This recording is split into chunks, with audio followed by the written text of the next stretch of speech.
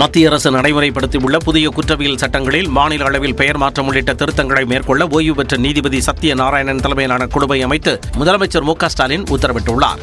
இந்திய தண்டனை சட்டம், குற்றவியல் நடைமுறை சட்டம், சாட்சிகள் சட்டம் ஆகியவற்றில் மத்திய அரசு பெயர் மாற்றம் செய்து கடந்த 1ஆம் தேதி அமல்படுத்தியது.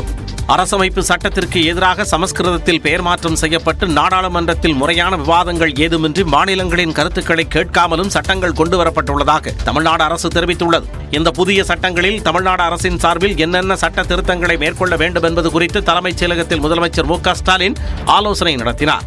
இதில் நீர்வளத்துறை அமைச்சர் துரைமுருகன், தமிழ்நாடு அரசின் தலைமை வழக்கறிஞர், தலைமைச் செயலாளர், உள்துறை முதன்மைச் செயலாளர் உள்ளிட்டோர் கலந்து கொண்டனர். புதிய சட்டங்களில் மாநில அளவில் பெயர் மாற்றம் உள்ளிட்ட என்னென்ன திருத்தங்களை கொண்டு வர வேண்டும் என்பதை ஆராய்ந்து அரசுக்கு பரிந்துரைகளை வழங்க சென்னை உயர்நீதிமன்ற ஓய்வு பெற்ற நீதிபதி சத்யநாராயணன் தலைமையில் ஒரு நபர் குழுவை அமைக்க முதலமைச்சர் உத்தரவிட்டதாக தமிழ்நாடு அரசு தெரிவித்துள்ளது.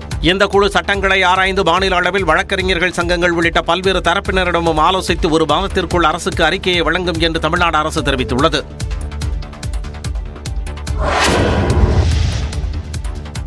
காவல்துறை உயரதிகாரிகளை மாற்றுவதால் சட்டம் ஒழுங்கு சரியாகாது என்று எதிர்க்கட்சித் தலைவர் எடப்பாடி பழனிசாமி விமர்சித்துள்ளார். சேலம் மாவட்டம் ஓமலூரில் செய்தியாளர்களிடம் பேசிய இபிஎஸ், நிர்வாகம் சரியாக இருந்தால்தான் சட்டம் ஒழுங்கை காப்பாற்ற முடியும் என்றார். ஐஜி மாற்றினதுனால சட்ட ஒழுங்கு சிறப்பாக இருந்துடாது.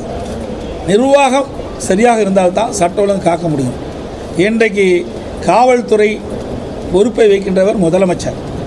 அந்த முதலமைச்சர் சரியான முறையிலே இந்த துறையை திறமையாக செயல்பட்டிருந்தால் சட்ட ஒழுங்கு காக்கப்பட்டிருக்கிறது. புதிதாக பொறுப்பேற்றுள்ள சென்னை மாநகர காவல் ஆணையர் அருண் அரசுக்கு களங்கம் விளைவிக்காத வகையில் குற்றங்கள் நடக்காமல் பாதுகாப்பு நடவடிக்கைகளை மேற்கொள்ள வேண்டும் என்று தமிழ்நாடு காங்கிரஸ் கமிட்டி தலைவர் செல்வ பெருந்தகை தெரிவித்துள்ளார். இனிவரும் காலங்களில் அரசுக்கு எந்தவித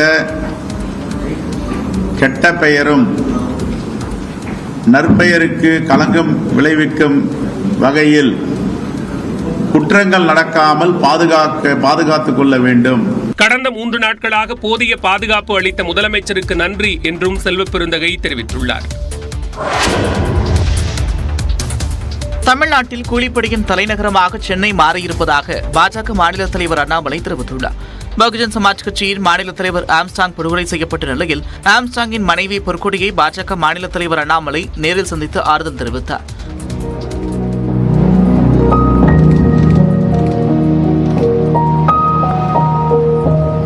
தொடர்ந்து செய்தியாளர்களிடம் பேசிய அண்ணாமலை, தமிழ்நாட்டில் பாஜகவின் பட்டியலின நிர்வாகிகள் உட்பட பலர் படுகொலை செய்யப்பட்டிருப்பதாகவும் இது தொடர்பாக தேசிய பட்டியலின ஆணையத்தில் பாஜகவினர் முறையிட்டிருப்பதாகவும் தெரிவித்தார்.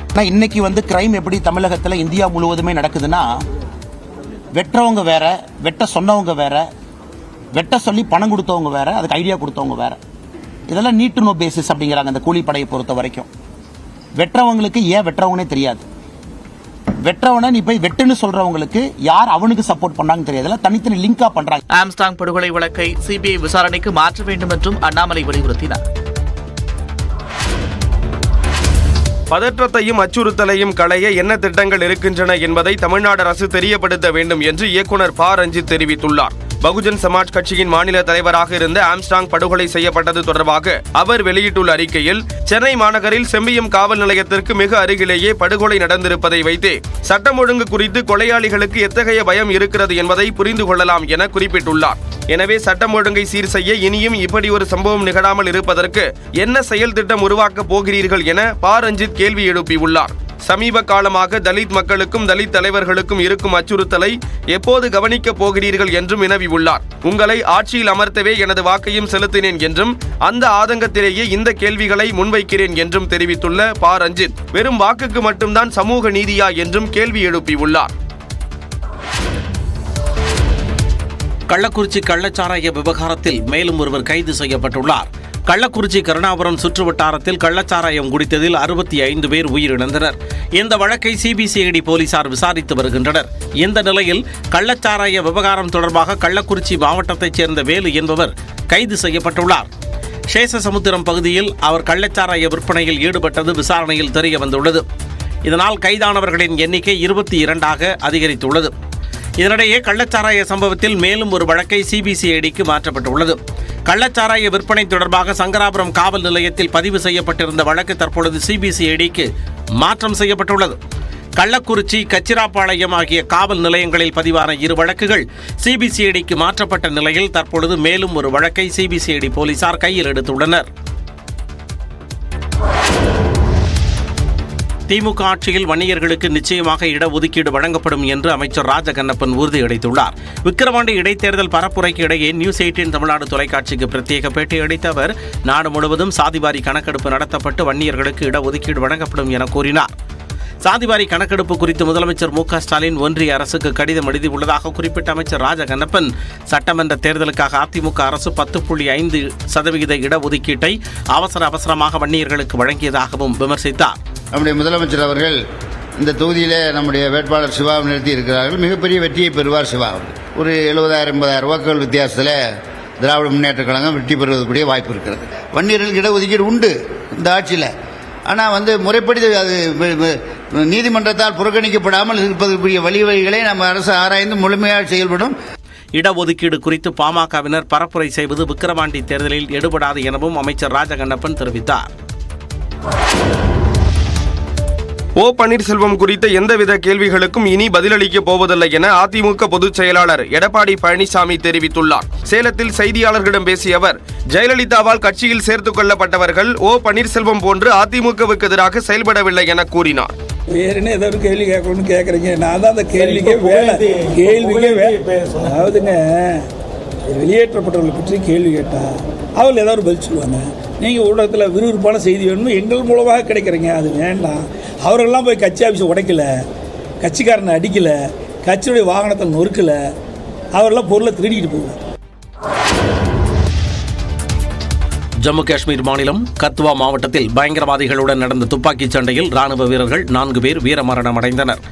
ஜம்மு காஷ்மீரின் குல்காம் மாவட்டத்தில் மாடர்காம் மற்றும் சின்னிகாமில் ஞாயிற்றுக்கிழமை நடந்த 2 என்கவுண்டர் தாக்குதலில் 6 பயங்கரவாதிகள் சுட்டுக் கொல்லப்பட்டனர். மேலும் 2 ராணுவ வீரர்கள் வீரமரணம் அடைந்தனர்.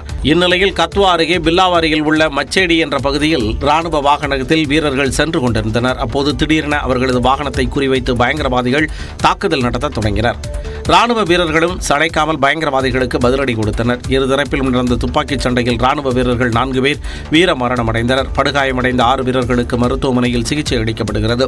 2 நாள் பயங்கரவாதிகள் ராணுவம் இடையே நடந்த மோதலில் இரு தரப்பிலும் தலா 6 பேர் உயிரிழந்தனர். எத்தியோப்பியாவிலிருந்து விமானத்தில் கடத்தி வரப்பட்ட 10 கோடி ரூபாய் மதிப்பிலான 1 கிலோ கொக்கைன் போதைப் பொருளை சென்னை விமான நிலையத்தில் போதைப் பொருள் தடுப்பு பிரிவினர் பறிமுதல் செய்தனர். எத்தியோப்பியாவின் அடிஸ் அபாபா நகரில் இருந்து எத்தியோப்பியன் ஏர்லைன்ஸ் மூலம் சென்னைக்கு வந்த விமான பயணிகளை போதைப் பொருள் தடுப்பு பிரிவினர் மற்றும் சுங்கத்துறையினர் கண்காணித்தனர். இதில் நைஜீரியாவைச் சேர்ந்த ஃப்ரெடலின் ஏப்ரல் என்ற பெண் பயணி மீது சந்தேகம் ஏற்பட்டது. இதனைத் தொடர்ந்து அவர் வைத்திருந்த டிராலி பையை சோதித்த போது அதன் அடிப்பகுதியில் ரகசிய அறை அமைத்து போதைப் பவுடரை வைத்திருந்தது தெரியவந்தது. இதனை ரசாயன ஆய்வு கூடத்திற்கு அனுப்பி பார்த்தபோது கொக்கைன் போதைப் பொருள் என்பதும் 10 கோடி ரூபாய் மதிப்பிலான 1 கிலோ பொருள் இருந்ததும் தெரியவந்தது. அவரிடம் நடத்தப்பட்ட விசாரணையில் சர்வதேச போதை கடத்தல் கும்பலின் அறிவுரைப்படி சென்னைக்கு போதைப் பொருளை கடத்தி வந்து ரயில் மூலம் மும்பை மற்றும் டெல்லிக்கு சென்று அங்கு விநியோகிப்பது தெரியவந்தது. இது தொடர்பாக மும்பை மற்றும் டெல்லியில் உள்ள போதைப்பொருள் தடுப்பு பிரிவுக்கு தகவல் தெரிவித்துள்ள போதைப்பொருள் தடுப்பு பிரிவினர் சர்வதேச போதை கடத்தல் கும்பலைச் சேர்ந்தவர்கள் யார் யார் என விசாரணை நடத்தி வருகின்றனர். செங்கல்பட்டில் அக்கா தம்பி ஆகியோர் காரில் கடத்தப்பட்ட சம்பவம் அதிர்ச்சியை ஏற்படுத்தியுள்ளது. செங்கல்பட்டை அடுத்த ஒளலூரைச் சேர்ந்த ஆட்டோ ஓட்டுநர் வேலன் ஆர்த்தி தம்பதிக்கு 11 வயதில் ரக்ஷிதா என்ற மகளும் 7 வயதில் நிதின் என்ற மகனும் உள்ளனர். இந்த நிலையில் இருவரும் பள்ளியில் இருந்து வெளியே வந்தபோது காரில் வந்த மர்ம நபர் சிறுவர்களிடம் தொலைபேசியை கொடுத்து ஏதோ பேசச் சொல்வது போல் பேசி நாடகமாடி அவர்களை காரில் கடத்திச் சென்றதாக கூறப்படுகிறது. இந்த சம்பவத்தை அறிந்த செங்கல்பட்டு தாலுகா போலீசார் முதற்கட்ட விசாரணையை தொடங்கினர். அதில் வேலன் ஆர்த்தி தம்பதியின் விவாகரத்து வழக்கு நீதிமன்றத்தில் நிலுவையில் உள்ளது தெரிய வந்துள்ளது. மேலும் பிள்ளைகளின் தாய் வேறு ஒருவருடன் தொடர்பில் உள்ளதாகவும் கூறப்படுகிறது. அந்த நபருடன் சேர்ந்து பிள்ளைகளை தாயே கடத்தினாரா என்ற கோணத்தில் போலீசார் விசாரணை மேற்கொண்டு வருகின்றனர். ஜார்க்கண்ட் முதலமைச்சர் ஹேமந்த் சோரனுக்கு ஜாமீன் வழங்கிய உயர்நீதிமன்ற உத்தரவுக்கு எதிராக அமலாக்கத்துறை உச்சநீதிமன்றத்தில் மேல்முறையீடு செய்துள்ளது. ஜார்க்கண்ட் முதலமைச்சரான ஹேமந்த் சோரன் நில மோசடி வழக்கில் கடந்த ஜனவரி 31ஆம் தேதி அமலாக்கத்துறையால் கைது செய்யப்பட்டார். முன்னதாக அவர் தனது பதவியை ராஜினாமா செய்தார். அவரது அமைச்சரவையில் இடம்பெற்றிருந்த சம்பாய் சோரன் முதலமைச்சரானார். சுமார் 5 மாதங்கள் சிறையில் இருந்த ஹேமந்த் சோரனுக்கு ஜூன் 28ஆம் தேதி ஜார்க்கண்ட் உயர்நீதிமன்றம் ஜாமீன் வழங்கியது.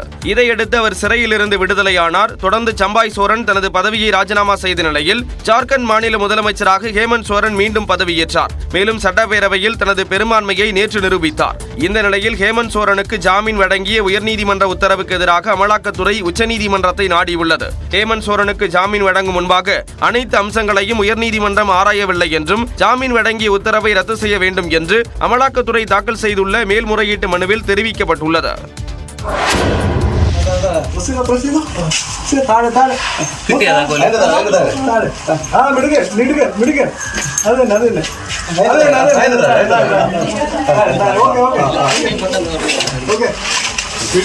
கேரளாவில் காருக்குள் சாவியுடன் மாட்டிக்கொண்ட சுட்டிச் சிறுவனை மீட்க தீயணைப்புத் துறையினர் போராடிய காட்சிதான் இது.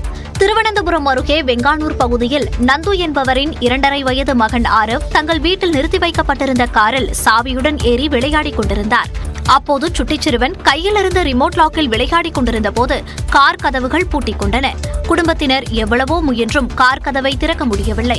இதையடுத்து தீயணைப்பு வீரர்களுக்கு தகவல் அளிக்கப்பட்டது. விழுஞ்சம் பகுதியில் இருந்து சென்ற தீயணைப்பு வீரர்கள் சிறுவனிடம் சைகை காட்டி கதவை திறக்க போராடினர். இந்த முயற்சிகள் தோல்வியில்தான் முடிந்தன.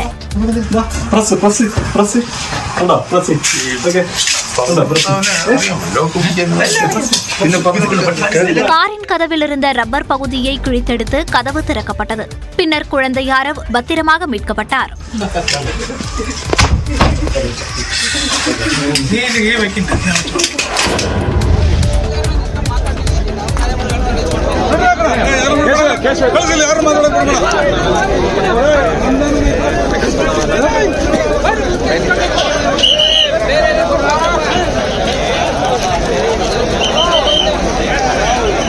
இப்படி காவல்துறை பந்தோபஸ்துடன் நடப்பது ஏதோ ஆன்மீக நிகழ்ச்சியோ ஜனநாயக கடமையோ இல்லை.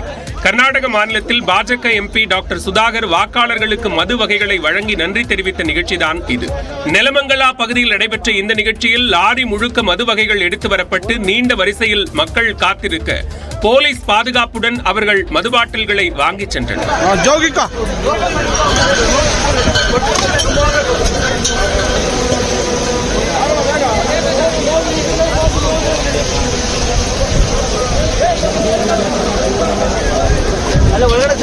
பொதுவெளியில் மதுபாட்டில்களை காவல்துறையினர் முன்னிலையிலேயே வழங்குவது குறித்து பல்வேறு விமர்சனங்கள் எழுந்துள்ளன.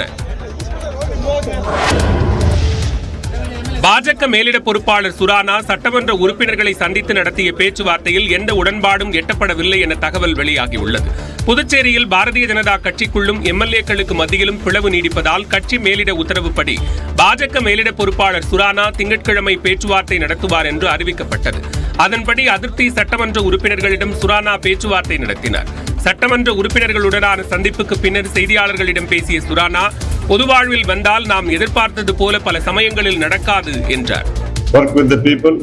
So we have been talking with our MLAs, our workers, and in coming days we'll be working more harder and we'll be among the people, and our MLAs and all our ministers have been told to go to the public and find out the whatever is the mistakes have happened or whatever is the minus points and correct it. கூட்டணியுடன் மோதல், பாஜக உட்கட்சி பூசல் என புதுச்சேரி அரசியல் களம் பரபரப்பாகியுள்ளது.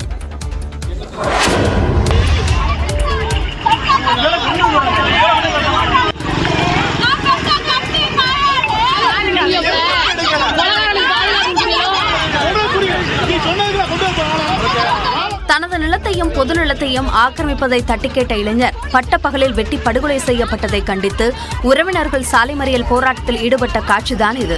புதுக்கோட்டை நகர பகுதிக்கு உட்பட்ட திருக்கோகர்ணம் வித்வான் தட்சிணாமூர்த்தி தெருவைச் சேர்ந்த பிரகாஷ் திலகர் திடல் அருகே உள்ள ஒரு தீவன கடையில் வேலை பார்த்து வந்தார். பிரகாஷின் வீட்டின் அருகே உள்ள இடம் உட்பட 2 வேறு இடங்களை அதே பகுதியைச் சேர்ந்த பிரதீப் என்பவர் ஆக்கிரமிக்க முயன்றதாக கூறப்படுகிறது. இதனை தட்டிக்கேட்டதால் பிரகாஷுக்கும் பிரதீப்பிற்கும் முன்விரோதம் ஏற்பட்டது. இந்த நிலையில் கடையில் இருந்த பிரகாஷை பிரதீப் அரிவாளால் சரமாரியாக வெட்டிவிட்டு இருசக்கர வாகனத்தில் தப்பிச் சென்று விட்டார். சம்பவ இடத்திலேயே உயிரிழந்த பிரகாஷின் உடல் பிரேத பரிசோதனைக்காக புதுக்கோட்டை அரசு மருத்துவக் கல்லூரி மருத்துவமனையில் வைக்கப்பட்டுள்ளது. இதனை அறிந்த பிரகாஷின் உறவினர்கள் புதுக்கோட்டை அரசு மருத்துவக் கல்லூரி மருத்துவமனை முன்பு புதுக்கோட்டை தஞ்சாவூர் சாலையில் மறியல் போராட்டத்தில் ஈடுபட்டனர். இதனால் அப்பகுதியில் பரபரப்பு ஏற்பட்டது. இதுக்கு யார் அதிகாரி? இதுக்கு என்ன முடிவு? இந்த போலீஸ்காரங்க பண்ணது ரைட்டா தப்பா?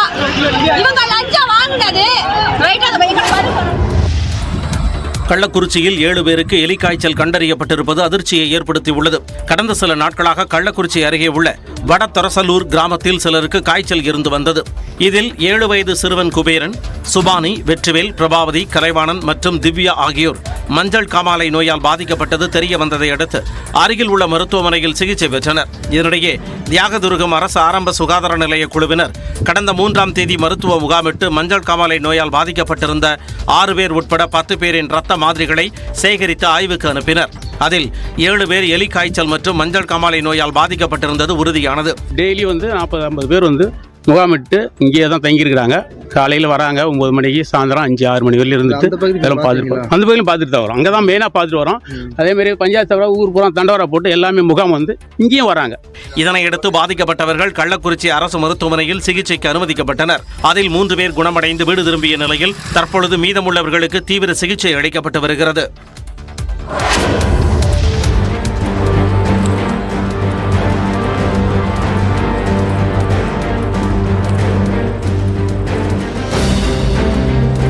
சிதம்பரம் அண்ணாமலை பல்கலைக்கழக போலி சான்றிதழ்களை தான் சிபிசிஐடி காவலர்கள் இப்படி சாலையோரம் தேடிக் கொண்டிருக்கின்றனர். சிதம்பரம் அண்ணாமலை பல்கலைக்கழக போலி சான்றிதழ்கள் கடந்த ஜூன் 19ஆம் தேதி கோவிலாம்பூண்டி முட்புதரின் அருகே கிடந்தன. இந்த வழக்கில் சங்கர் நாகப்பன் ஆகிய 2 பேரை சிதம்பரம் காவல் நிலையத்தினர் கைது செய்தனர். கௌதமன் என்பவரை காவல்துறையினர் தேடி வருகின்றனர். இந்நிலையில் இந்த வழக்கு சிபிசிஐடிக்கு மாற்றப்பட்ட நிலையில் கடலூர் சிபிசிஐடி ஆய்வாளர் பாலமுருகன் தலைமையில் 6 பேர் கோவிலாம்பூண்டி சென்றடைந்தனர்.